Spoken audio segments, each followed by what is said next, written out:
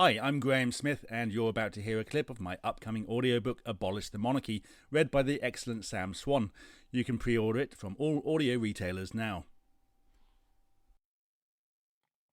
As Thomas Paine once said, a long habit of not thinking a thing wrong gives it a superficial appearance of being right. Perhaps that is the problem here.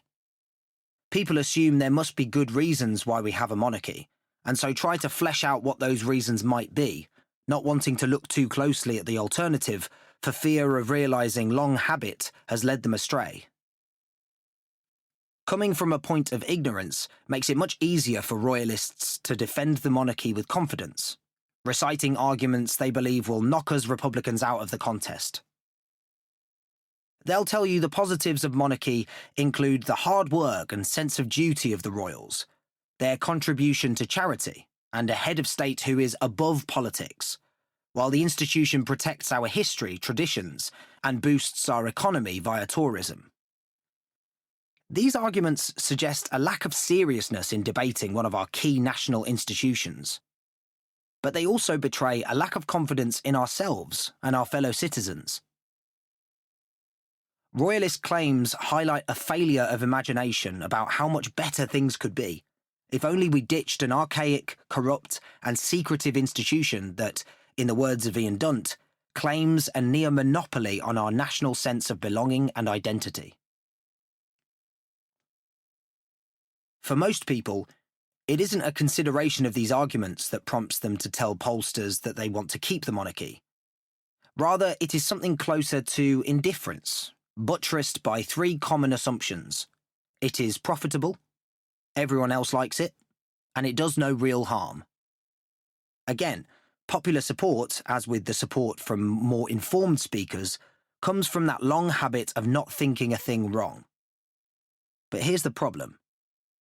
None of those assumptions about the monarchy are true.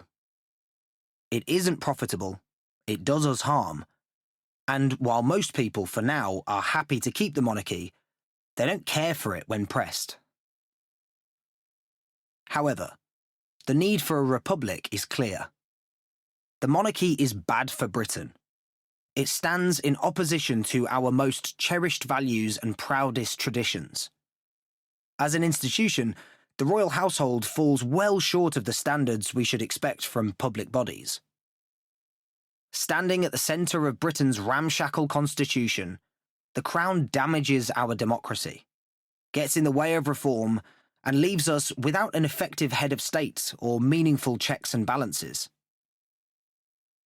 The alternative, far from being the unknown, mythic, and terrifying notion imagined by royalists, is simple, democratic, and tried and tested across Europe and around the world. It is a parliamentary democracy similar to what we have today, but transformed into a political system that is principled, genuinely democratic throughout, transparent, and accountable. It is a system that in places like Ireland, Iceland, Germany, and Finland, to name just a few, has provided not only stable and effective government, but also some exceptional and inspirational heads of state. All of these countries have transitioned either from monarchies or authoritarian regimes, quickly establishing constitutions which provide effective institutions that have, for the most part, stood the test of time.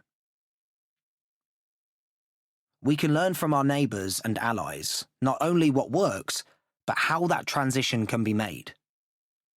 The journey to a parliamentary republic is far simpler for Britain than the huge cultural and political shifts that some countries made during the 1990s after the collapse of communism. Yet this isn't about importing ideas from abroad. It is about learning from Britain's own political experience and traditions and creating a republic that we all have a stake in. It is something we can, should, and in my view, will do.